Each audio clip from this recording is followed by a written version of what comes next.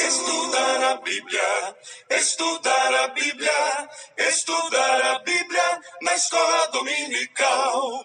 Estudar a Bíblia, estudar a Bíblia, estudar a Bíblia na escola dominical. Vem mais de Deus aprender, fortalece e faz crescer. É domingo de manhã na EBD.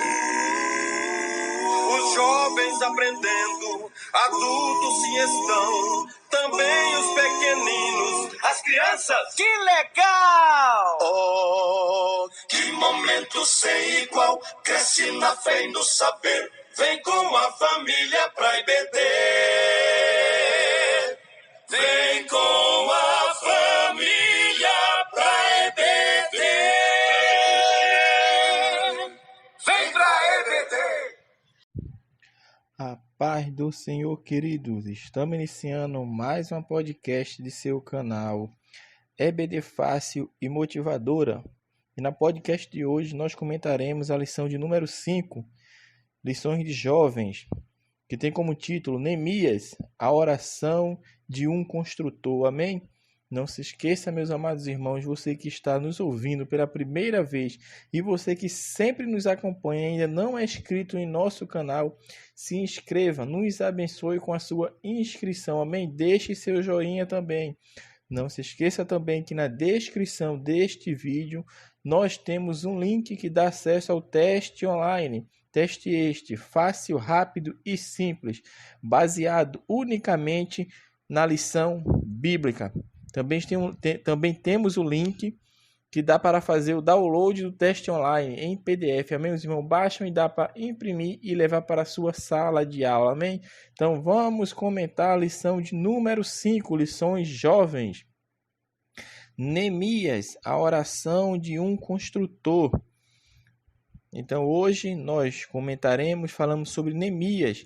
Observe que ao longo deste trimestre nós estamos falando de alguns personagens bíblicos, estamos dando ênfase à oração desses personagens bíblicos. E na quinta lição nós vamos falar sobre Neemias, a oração de um construtor. O primeiro tópico da lição fala a tristeza de Neemias diante da miséria do seu povo. O que o autor da lição bíblica vem nos mostrar neste primeiro tópico da lição? Vai mostrar a situação em que o povo de Deus se encontrava. Ao longo da história, nós sabemos que o povo de Deus foi levado cativo para a Babilônia, quando se deu ali a sua última leva de cativos que foi levada para a Babilônia. Então o reino todo de Israel estava agora em cativeiro. Teve o cativeiro assírio, que levou as tribos do norte, que era chamada de Israel. Em 622 a.C., teve esse primeiro leva de cativos, que foi o reino do norte. O reino do norte foi levado todo cativo, as 10 tribos. E as duas outras tribos que sobraram, que era o reino do sul, que era Judá, que era a tribo de Judá e de Benjamim, ainda estavam vivendo em sua terra. Por quê? Porque através de um rei, Ezequias, Deus livrou eles de serem levados também para o cativeiro assírio. É aquela história que tem aquele general Senaqueribe que tenta levar cativo também as tribos do sul, as duas tribos do sul, mas por intervenção divina, Deus manda um anjo e mata todos aqueles soldados. 85 mil soldados são mortos em uma só noite pelo anjo do Senhor que veio resgatar. Mas o tempo passou e o povo não deu ouvido à voz de Deus, porque Deus sempre enviava os profetas, homens que eram levantados por Deus para pregoar a verdade, para mostrar ao povo que o povo tinha que se arrepender, voltar seus caminhos para o Senhor. E o povo não se arrependeu e acontece o cativeiro também com o Reino do Sul. Então o Reino do Sul também é todo levado cativo e passa a viver na Babilônia. Aí vem o reinado da Babilônia, vem o reinado persa, o Medo-Persa. Aí nesse reinado Medo-Persa, o que acontece? passa-se os 70 anos de cativeiro, porque os 70 anos de cativeiro foi profetizado pelo profeta Jeremias, que o tempo de duração do cativeiro seria de 70 anos. Os 70 anos se findam e agora o povo de Deus começa a regressar para a sua terra natal. Veio a primeira leva com Zorobabel. O que aconteceu? Zorobabel vem e o povo ali começa a erguer a cidade, começa a erguer o templo e levanta ali o templo. Porém, os muros ainda da cidade estão fendidos, a cidade ainda está em estado de miséria. E depois vem Esdras com a segunda leva também e agora estabelece o culto ao Senhor. Mas o tempo vai passando e o povo ali vai se estabelecendo na terra, aqueles que voltam. E o que vem a acontecer? Uns são ricos, outros são pobres. Os ricos agora começam a querer se aproveitar do mais pobre, emprestando a juros altíssimos, colocando como penhor a sua casa, a sua fazenda, inclusive os seus filhos. E a cidade está destruída. A perseguição era tanta que o templo do Senhor parou-se a construção do templo. E o povo era sempre perseguido. Quando vinha querer fazer a obra do Senhor, levantar o templo, se levantavam os vizinhos, se levantavam governadores das nações vizinhas para tentar parar a obra. E a obra foi parada por muito tempo. E é neste contexto histórico que entra Neemias. Por quê? Porque o irmão de Neemias vai até ele no reino persa e fala da situação precária que está vivendo os seus compatriotas, os seus irmãos. E Neemias ouve atentamente o que o seu irmão Anani fala e ele vai orar a Deus, que é o texto bíblico da nossa lição. Ele ora a Deus porque o irmão dele falou a situação em que o povo estava vivendo. E Neemias vem e ora e jejua em favor do seu povo. A Bíblia fala que ele chorou, meu irmão, como o autor da lição fala, e lamentou por alguns dias. Ele se tornou agora sensível, meu irmão, sensível ao sofrimento dos outros. Neemias escuta e fica sensibilizado com o sofrimento que os seus irmãos estão passando. Se fosse outro, Neemias talvez até nem se preocupasse se fosse outro pensamento. Por quê? Porque ele estava servindo ao rei, ele estava no palácio real, ele era copeiro do rei, não tinha necessidade de nada, não tinha falta de nada.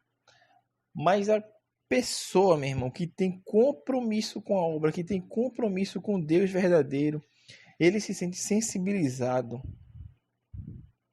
Ele tem uma empatia pelos que estão passando por dificuldades, por momentos difíceis. E é isso que acontece nos nossos dias, meus irmãos. O mundo está agonizando. O mundo precisa ouvir que Cristo salva, cura, batiza e leva o homem para o céu. O mundo procura paz onde não tem paz. O mundo procura, meu irmão, solução de seus problemas onde não vai conseguir encontrar solução. O mundo procura muitas coisas que só se encontra em Deus. E Deus tem nos levantado na terra justamente para isto. Para nos sensibilizarmos com as coisas que vêm acontecer, as pessoas que estão em nossa volta. E existe maior presente, maior palavra, maior coisa que a gente possa falar para essas pessoas a não ser de Cristo. Então nós devemos falar de Cristo. Cristo, que é aquele que alivia o nosso fardo, meu irmão. Que alivia as nossas cargas, porque Ele mesmo que falou: vinde a mim todo vós que estáis cansado e sobrecarregado, e eu vos aliviarei.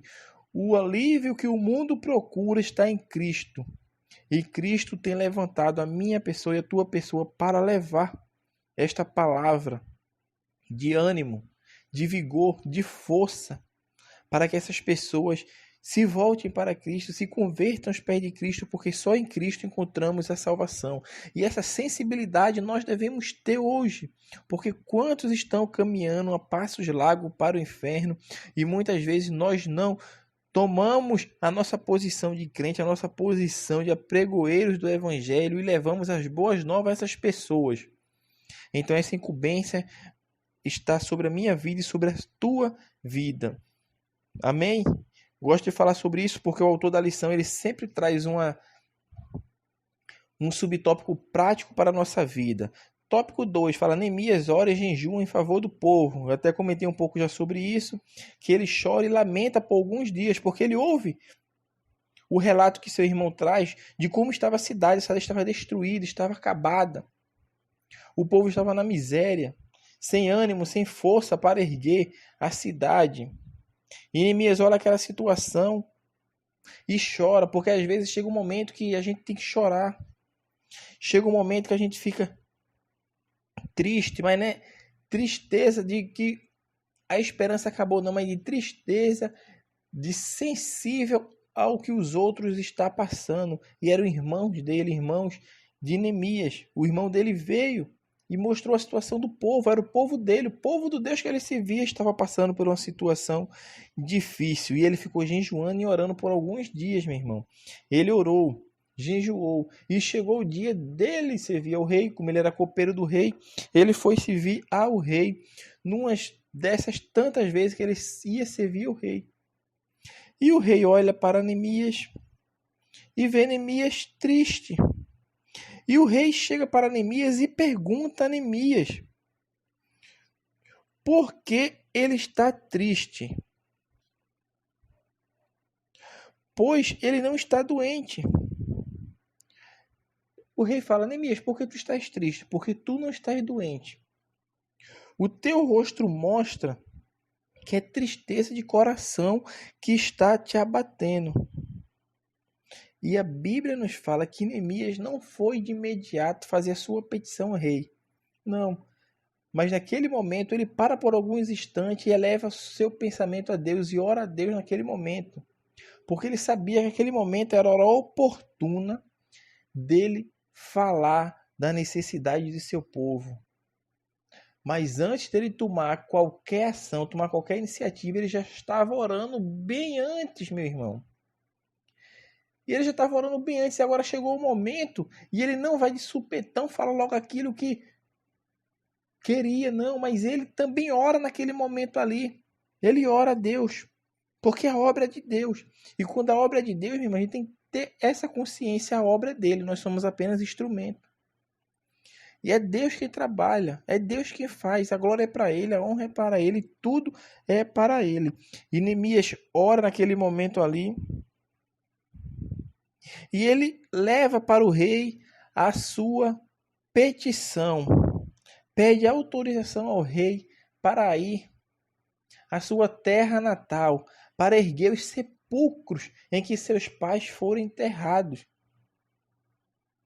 E reconstruir o muro que estava caído, estava fendido.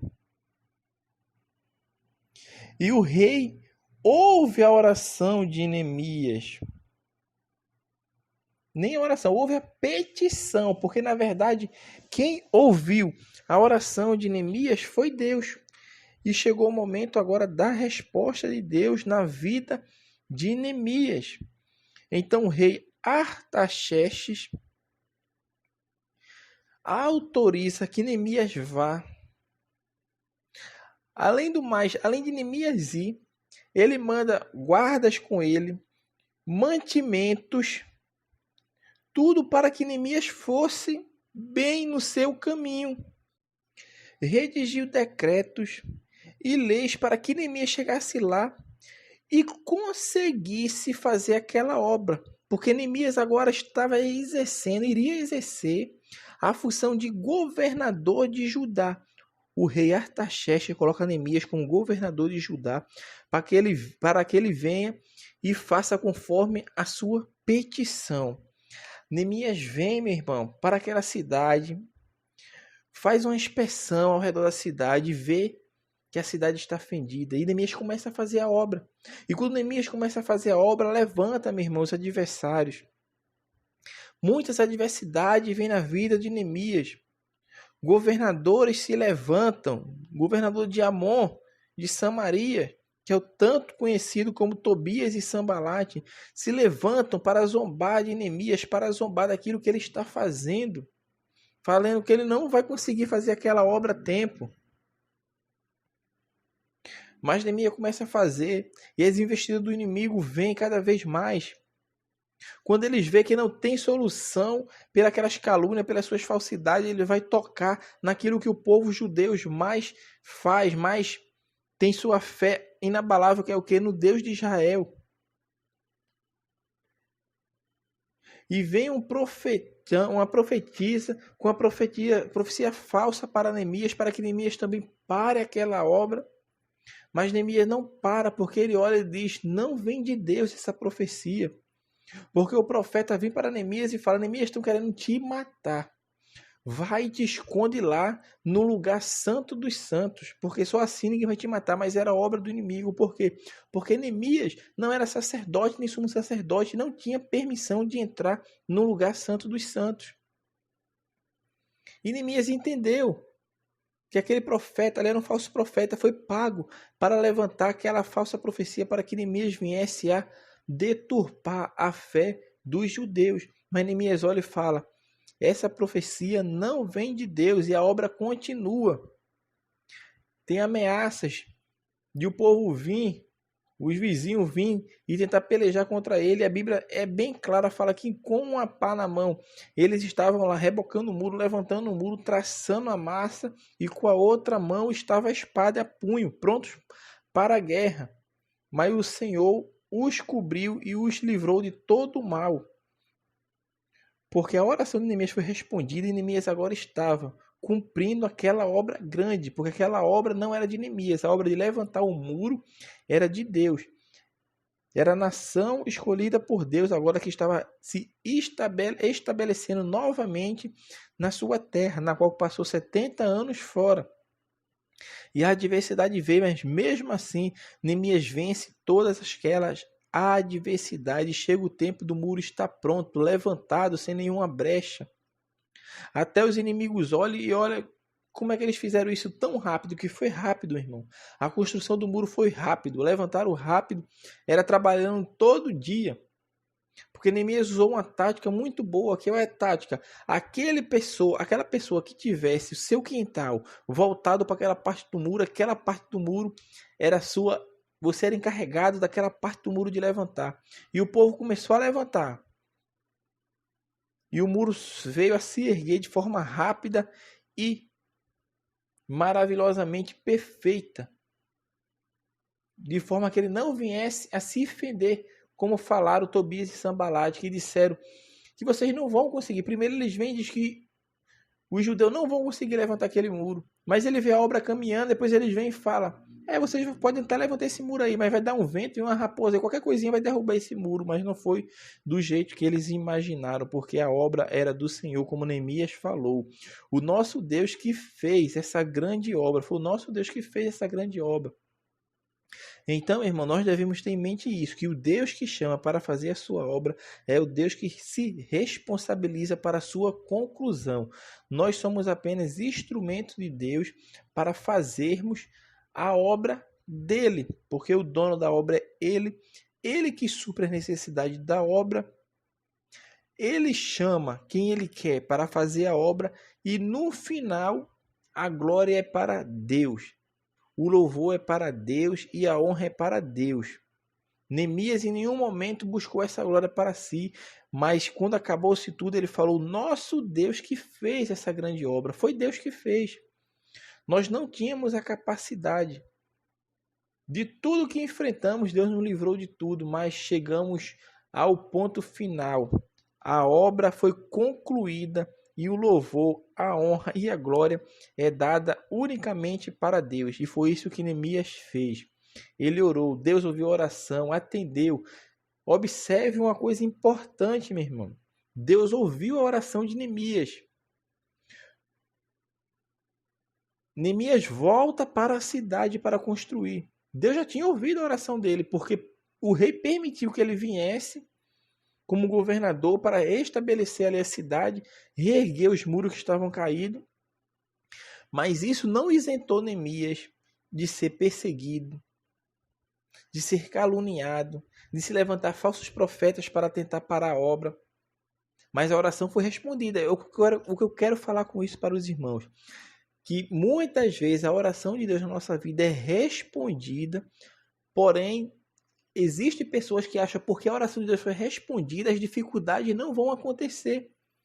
E a história que nos mostra aqui de Neemias é exatamente o contrário. A oração de Neemias foi ouvida, foi atendida, mas as dificuldades não pararam.